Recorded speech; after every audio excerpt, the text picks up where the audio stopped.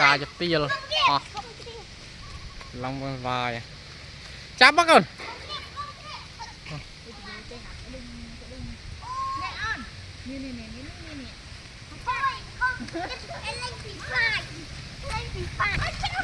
ngõ bắt chả việc bàn mùi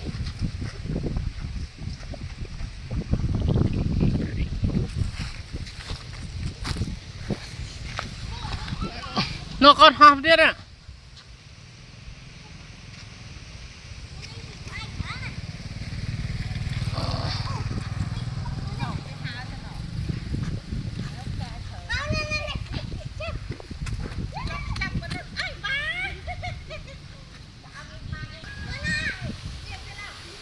hòm thôi ô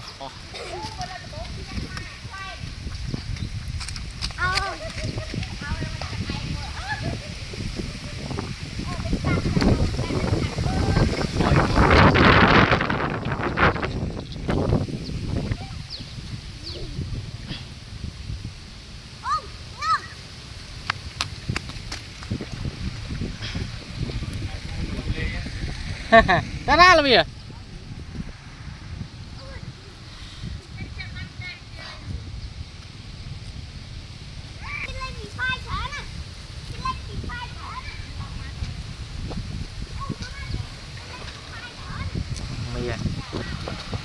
mía mà hấp hắc đấy nè